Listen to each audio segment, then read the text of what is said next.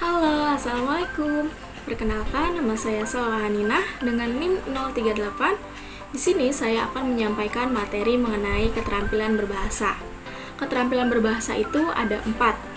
Yang pertama itu menyimak, yang kedua berbicara, yang ketiga membaca, dan yang keempat menulis.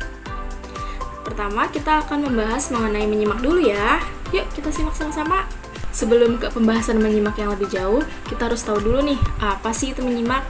Menyimak adalah kegiatan mendengarkan lambang-lambang lisan dengan penuh perhatian, pemahaman, apresiasi, serta interpretasi untuk memperoleh informasi, menangkap isi, serta memahami makna komunikasi yang disampaikan oleh pembicara melalui bahasa lisan. Kemudian ada tahap-tahap menyimak. Nah, tahap-tahap menyimak ini ada 9. Yang pertama, menyimak berkala. 2. Menyimak dengan penuh perhatian. 3. Setengah menyimak. 4. Menyimak serapan. 5. Menyimak dengan sekali-sekali. 6. Menyimak asosiatif. 7. Menyimak dengan reaksi berkala. 8. Menyimak secara saksama. 9. Menyimak dengan aktif. Kemudian ada ragam menyimak. Ragam menyimak itu terbagi menjadi 2, menyimak ekstensif dan menyimak intensif. Menyimak ekstensif yaitu menyimak dalam kehidupan sehari-hari seperti menyimak radio, menyimak televisi, menyimak percakapan orang di pasar, dan lain-lain. Nah, menyimak ekstensif ini dibagi menjadi 4.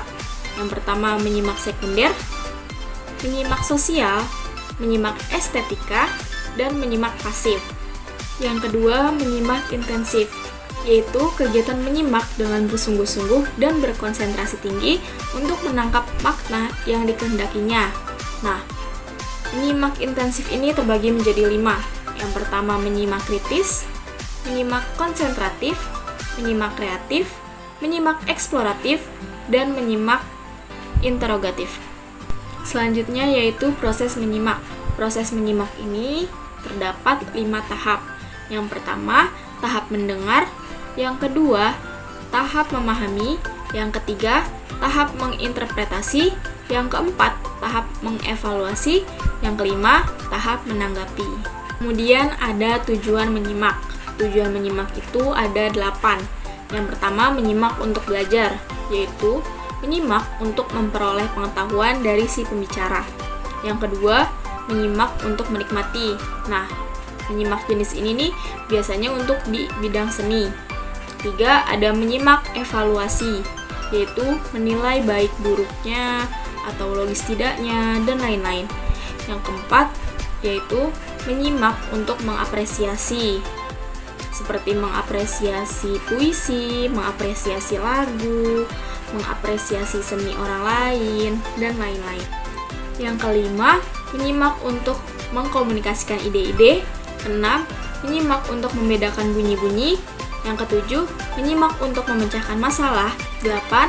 Menyimak persuasif, yaitu untuk meyakinkan diri pada masalah yang ia ragukan atau pendapat yang ia ragukan.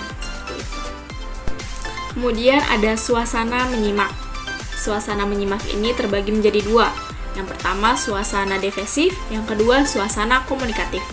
Suasana defensif yaitu dimanipulasikan dalam pesan-pesan lisan yang mengandung maksud tersirat, yang mengimplikasikan pertama itu evaluatif, yang kedua orientasi permasalahan, yang ketiga spontanitas, yang keempat netral, yang kelima superior, dan yang keenam pasti dan tahu.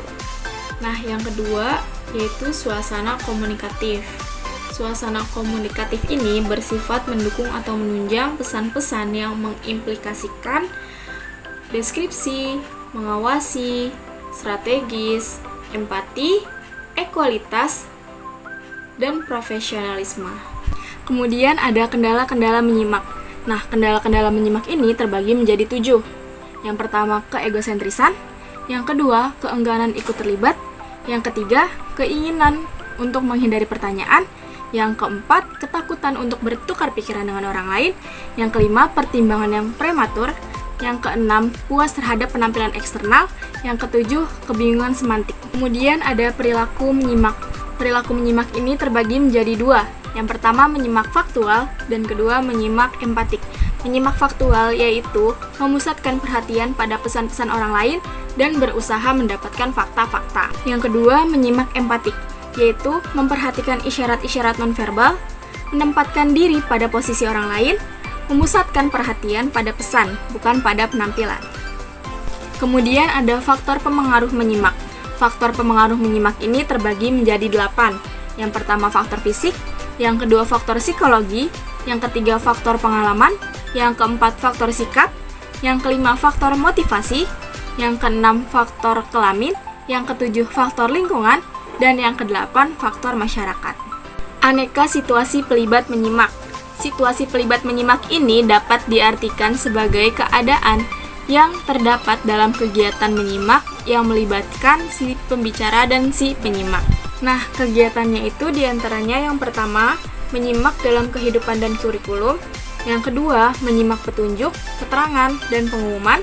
Yang ketiga, menyimak percakapan dan diskusi. Yang keempat, menyimak laporan. Yang kelima, menyimak radio, televisi, rekaman, dan telepon. Selanjutnya, strategi yang dapat dilakukan oleh guru dalam pembelajaran menyimak. Yang pertama itu ada prasimak, yaitu guru mengemukakan tujuan pembelajaran dan membacakan judul teks simak. Yang kedua, saat simak, yaitu guru meminta siswa untuk mendengarkan isi materi simak yang dibacakan oleh guru. Yang ketiga, ada pasca simak, yaitu guru melakukan tanya jawab mengenai isi teks simak. Yang keempat, yaitu guru memberikan latihan, kegiatan lain yang dapat mengembangkan keterampilan menyimak. Lalu, bagaimana agar menjadi penyimak yang efektif? Yang pertama, menyimak dengan berkonsentrasi, yaitu memusatkan perhatian, pikiran, dan perasaan kita terhadap bahan simakan yang disampaikan oleh pembicara. Kedua, menelaah materi simak, yaitu dengan mencari arah dan tujuan pembicaraan, menemukan pokok pembicaraan, dan memperhatikan ringkasan yang disampaikan oleh pembicara. Yang ketiga, menyimak dengan kritis. Yang keempat, membuat catatan-catatan penting. Cara mengatasi kendala dalam kegiatan menyimak.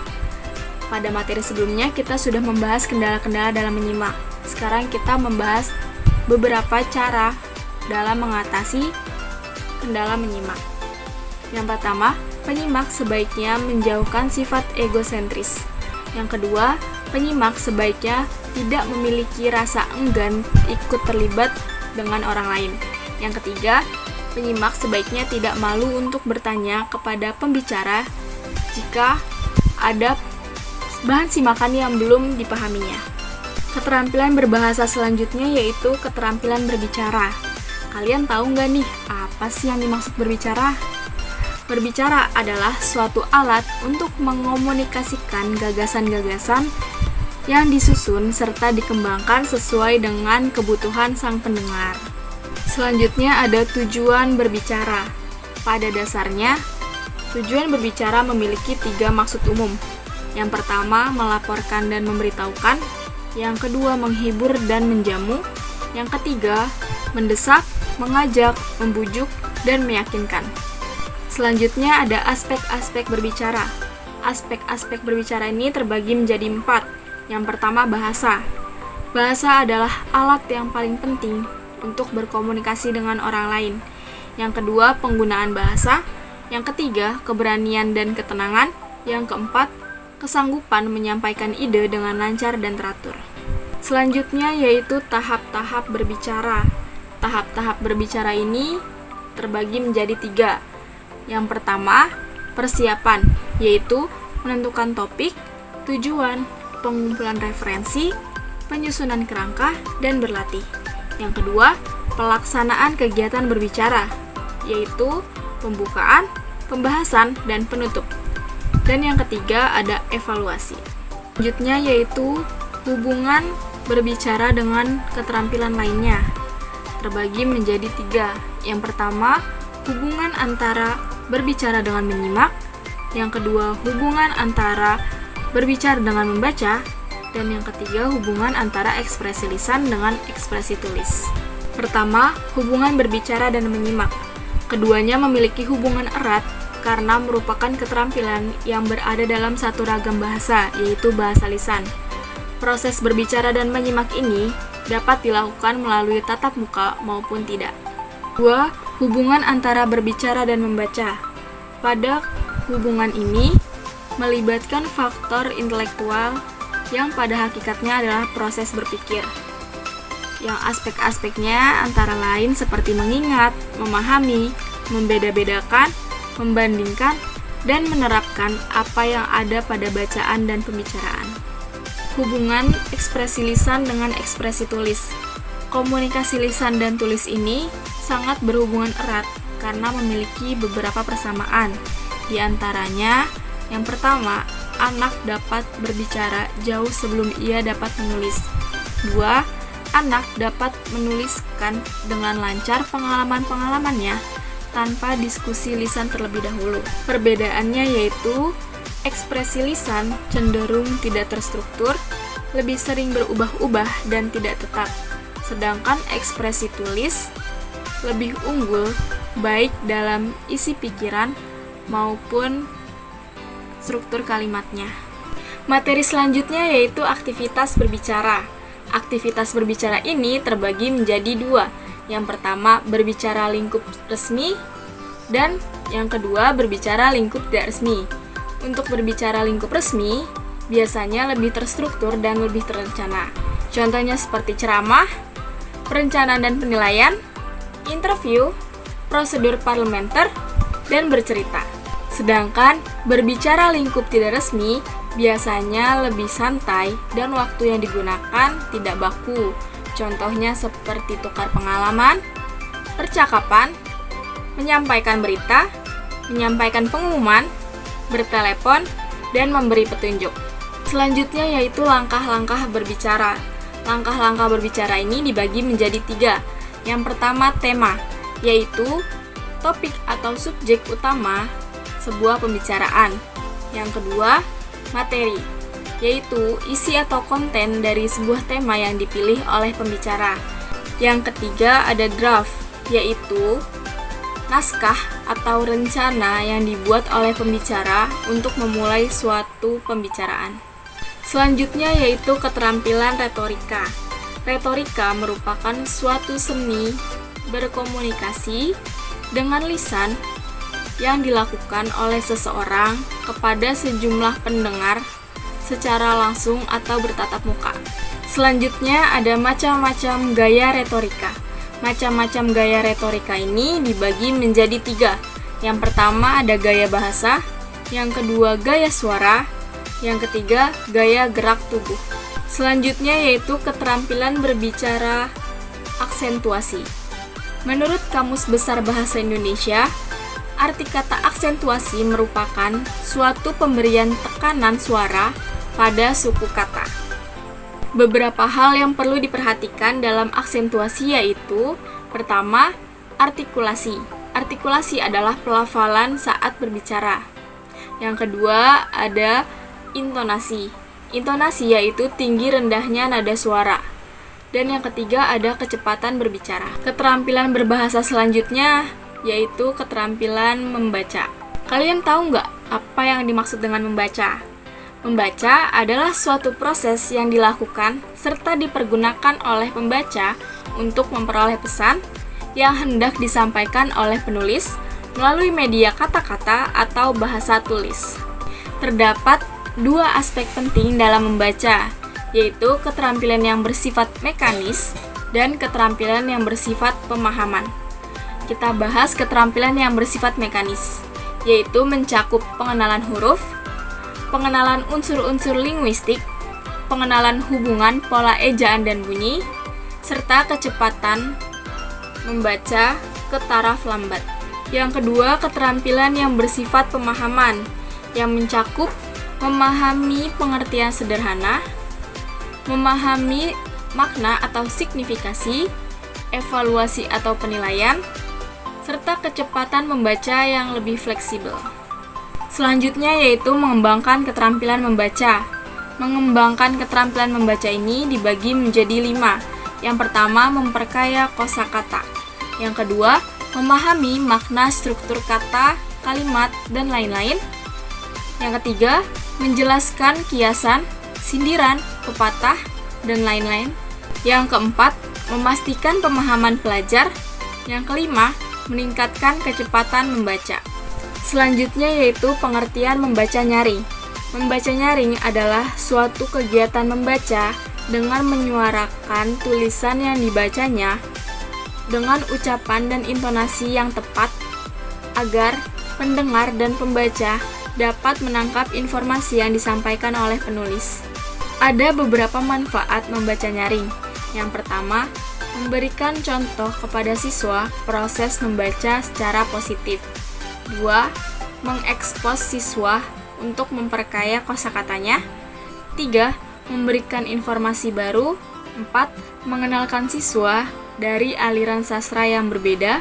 5. Memberikan kesempatan siswa menyimak dan menggunakan daya imajinasinya. Selanjutnya, jenis-jenis membaca nyaring. Jenis-jenis membaca nyaring itu dapat dibagi menjadi 3. Yang pertama, membaca nyaring. Yang kedua, membaca bergilir, yaitu antara siswa dan guru.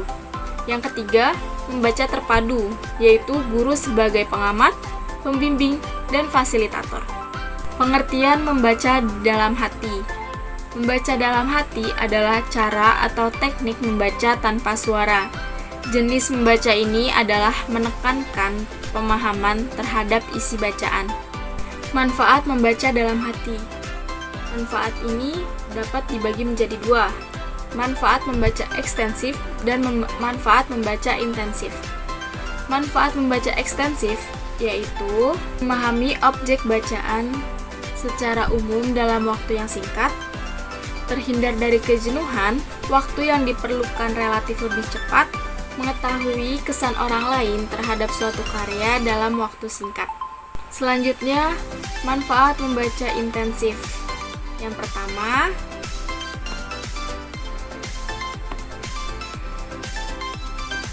pembaca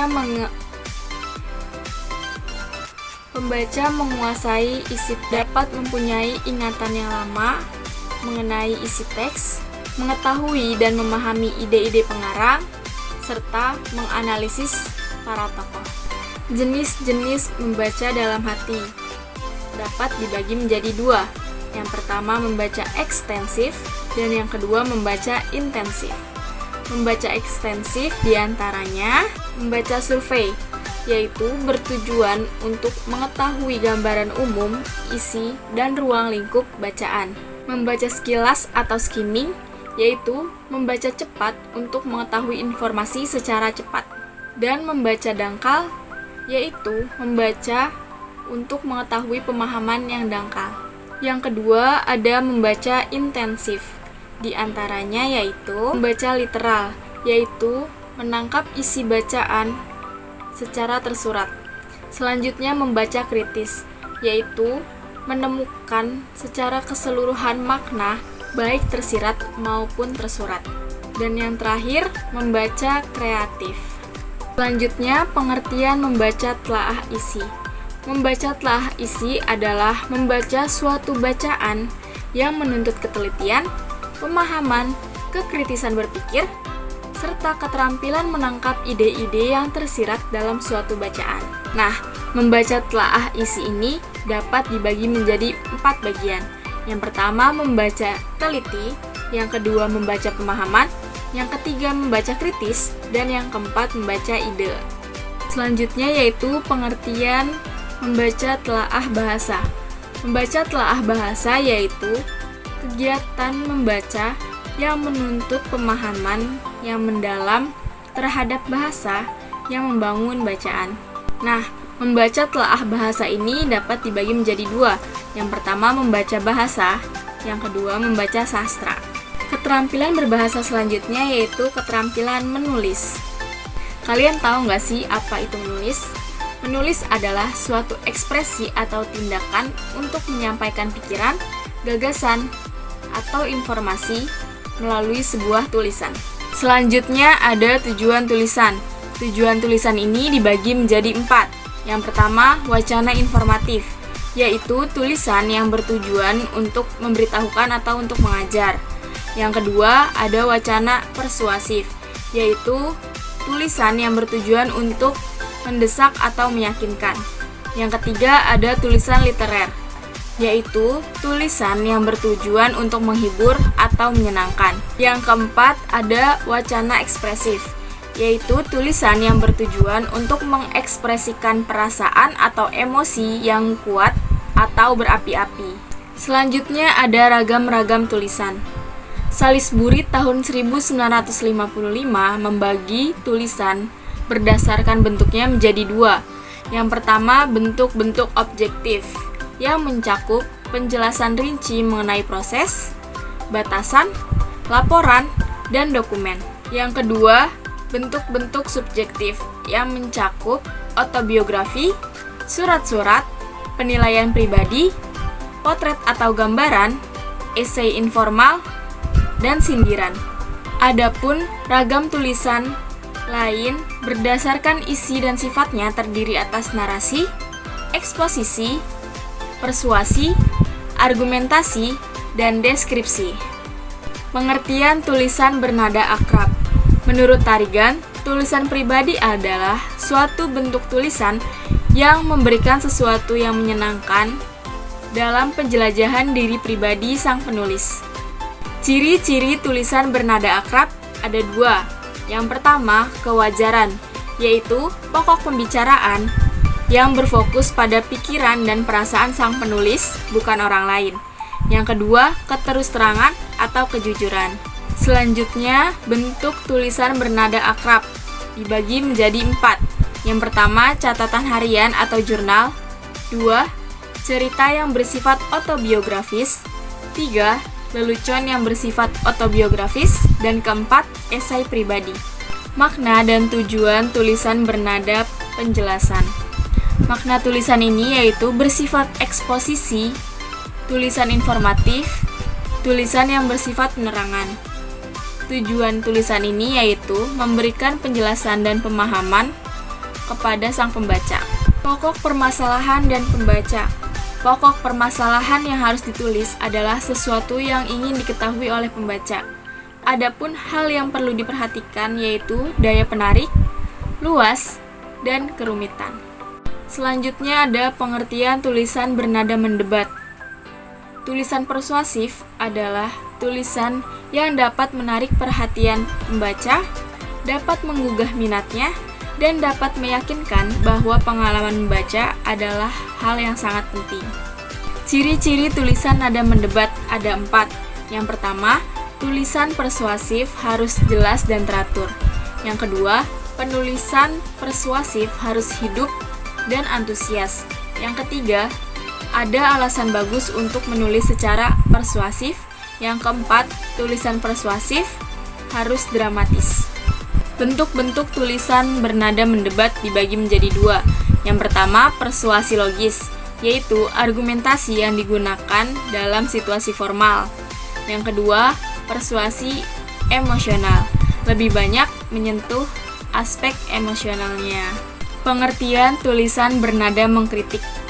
Yang dimaksud kritik di sini adalah melakukan pertimbangan evaluatif atau keputusan yang diambil secara matang, menyeluruh, dan bijaksana. Ciri-ciri tulisan bernada mengkritik yaitu ada 2. Pertama, dibentuk oleh pertentangan makna gramatikal dan makna kontekstual. Yang kedua, dibentuk oleh intonasi yang memerintah dan bertanya. Sekian materi keterampilan berbahasa yang dapat saya sampaikan. Semoga bermanfaat. Wassalamualaikum warahmatullahi wabarakatuh. Terima kasih.